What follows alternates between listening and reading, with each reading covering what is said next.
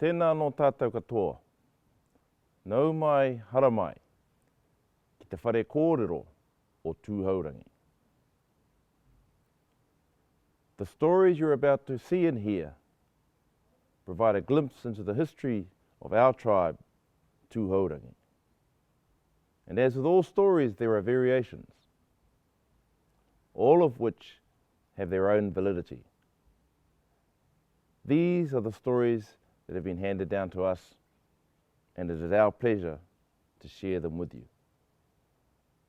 Nā reira Tūhourangi whirinaki, kia pupu noa ke ai, e tiwi tēnā tātou katoa.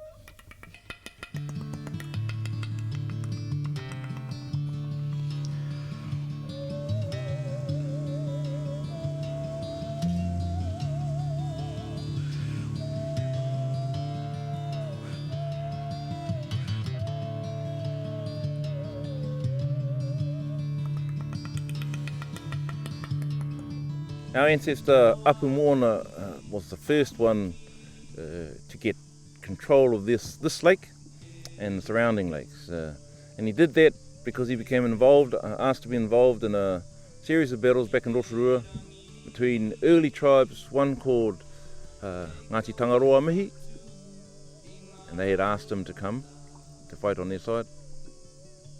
And they were fighting against a tribe called Ngāti Tama, or Ngāti Tama Ihu Torua, who lived on Korero Hill. Apu Moana really led that series of battles successfully, and then turned his attention to this lake, Lake Okareka, and later Lake Tarawera, after his son-in-law was killed there. And he took control of all these areas in his day.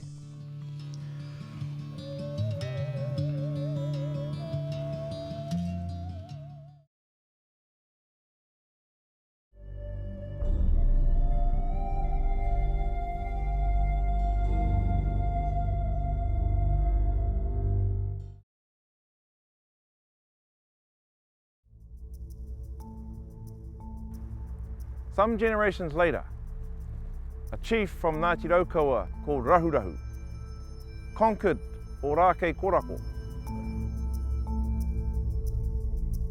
the Ngāti Tahu people.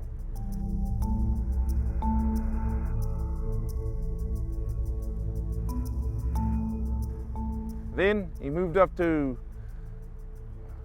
Maunga Kākaramea and conquered Ngāti Whāua, who came and lived with Tūhourangi for a while at Rotokakahi.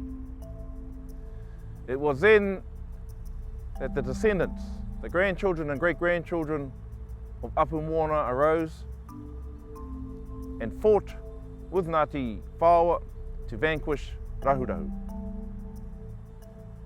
And so Ngāti Apu Moana extended their influence down south through Rotomahana, past Lake Okaro, past Rainbow Mountain to a place called Otaketake, which is just north of the milk factory at Reparoa, and also down the whole of the Waikato Valley to the banks of the Waikato River, to what is now known as Lake Ohakuri.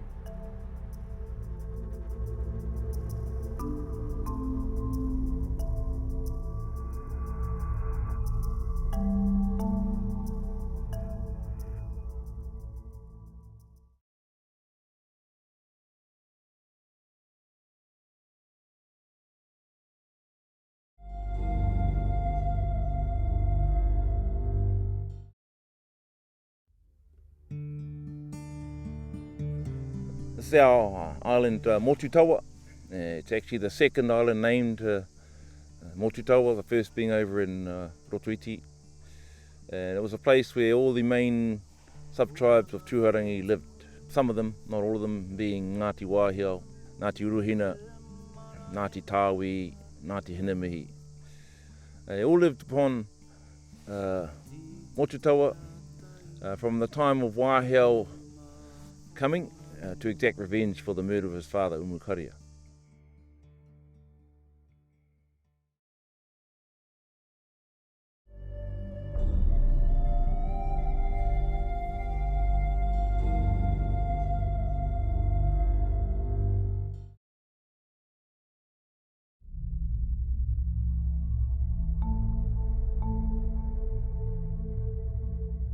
Tūhourangi precipitated his father-in-law Umukaria's death by killing Pikiao's sons, Tamakari and Morewhati. At the time, Pikiao were living up at the lakes area, Tarawera and Rotokakahi, and together with Ngāti Apumoana and Ngāti Tūteata, they came up with a ruse where they would invite Tūhourangi, what we call Tūhourangi today, and Ngāti Whakaue to a peacemaking hui. Umukaria went with a number of his people. When they got to the island of Motutawa in Rotokakahi, they were murdered, and their bodies were piled up, one on top of the other, so they named the place Te Pūkainga after the piling of the body. Except that Umukaria's body was headless because they chopped off his head and they buried it in a hole or a cave at Lake Tarawera.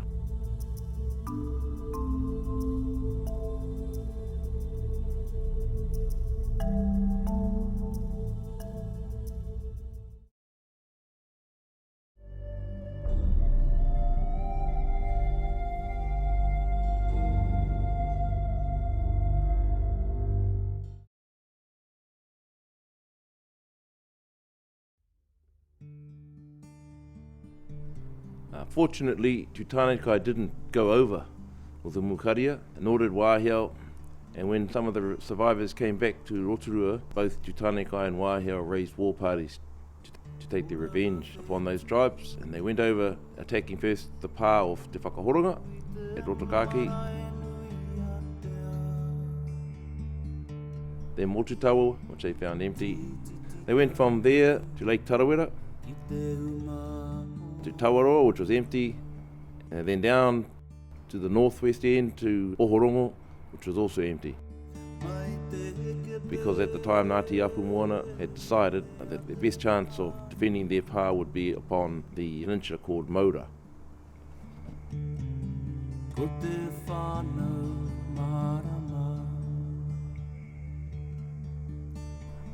Tūhourangi was the one who went to scout out Maura. He did so for a day and he saw certain things, and he knew that attacking it by land was almost impossible, but there was a tree that overhung into the water, and by tying ropes you could scale the cliff of Maura and enter through the back door. The next day, early in the morning, it's exactly what they did, and all of Ngāti Apumoana who were in Maura were either killed or enslaved.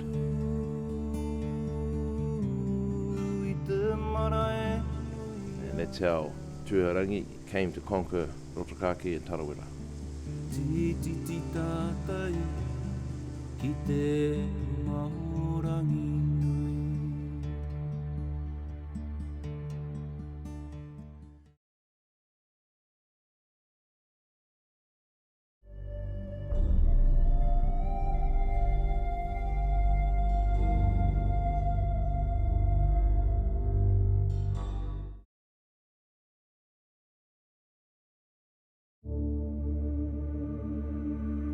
One of the big stories that happened here in 1822 was that two chiefs from the Waikato came due to their relationship with Tūhourangi, Te Rauparaha and Te Whatanui.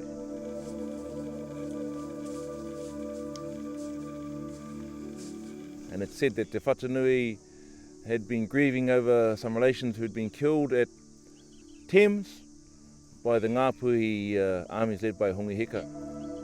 And so when he heard that Te Paiotarangi of Ngāpuhi, a nephew of Hongiheka, was in the region, he asked Tūhourangi if they could exact revenge for him. Te Paiotarangi arrived here, ferried across to the island, and he was murdered here by Tūhourangi. Over the summer, Hongi Hika came to Rotorua, dragged his canoes up the Pongakawa all the way there, and invaded Rotorua, especially Makoia, where all the Te Arawa tribes had gathered to try and be safe on that island. And it was because of the murder of Te Tūhourangi that he came. Tūhourangi says that perhaps he got Makoia and Motutawa islands mixed up.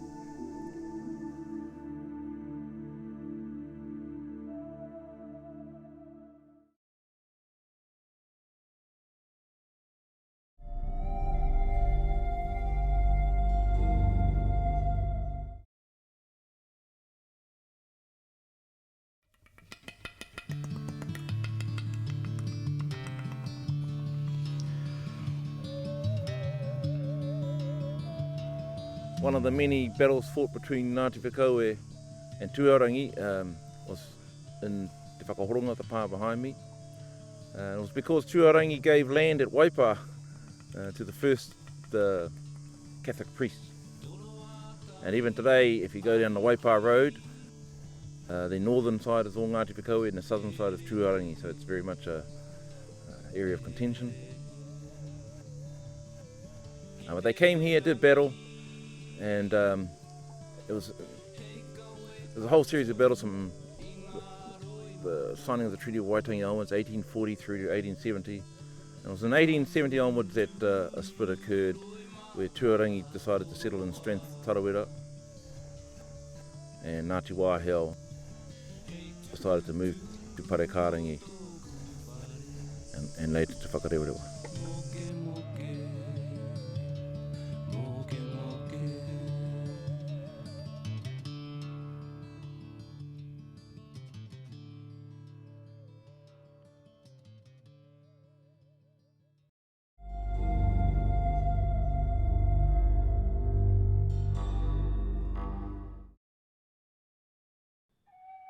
Kei te pito tonga o Rotokakahi.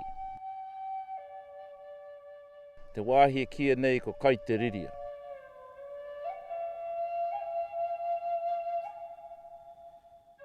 Ana ko kai te riria, koia tērā hau kāinga o Ngāti Tūmatawera me Ngāti Te Kahu.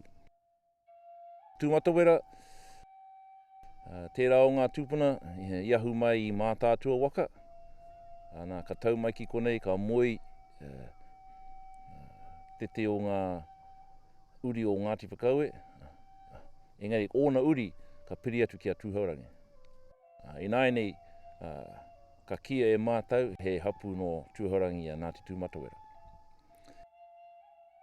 So Kaitiriria is famous because Captain Gilbert Meyer set up his stockade here. It was quite a settlement. He had a large number of armed constabulary Māori who chased all over the Urewera and bouts in pursuit of Te Kōti. Fought running battles in Rotorua against them, in fact. But the settlement here was a big one, quite a big one. You can see it's not up on a hill as traditional, because they were confident in their guns and that their stockade would hold. They had a sort of shops here, but the main people who live here are Ngāti Tūmatawera. Tūmatawera Ngāti Te Kahu. When Tūhourangi and Ngāti Whakaue had one of their battles, it kind of split them, and Ngāti Te Kahu left and went with Ngāti Whakaue, and Ngāti Tūmatawera from that time onwards came closer to Tūhourangi. They also inhabited Motutawa, but mainly this is one of their main settlements right here, Kaitiriria, and further on up to Epeha.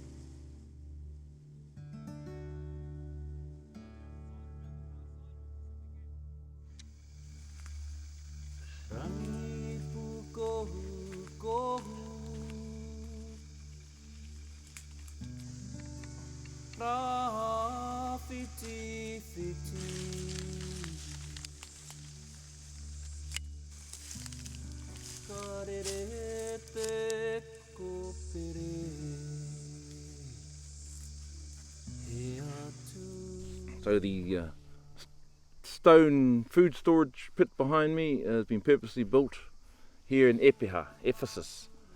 Ephesus was placed in the Bible, I believe, in Turkey, and this was a place that was once filled up with the followers of Thomas Chapman, Anglican minister, who first came to Rotorua.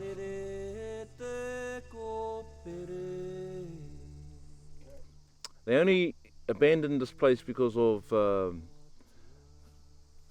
sort of religious war that happened between Tūhourangi and Ngāti Whakaue, in which one from each side was killed, both of whom, one was the minister of this place, Epiha. And so eventually this was abandoned and they all shifted from here, which was once a thriving community, back to Motutawa for safety reasons. Finally, a peace was brokered between Te Pukuatua and Rangihura, amongst others, and they held that big hui at Maura on Lake Tarawera.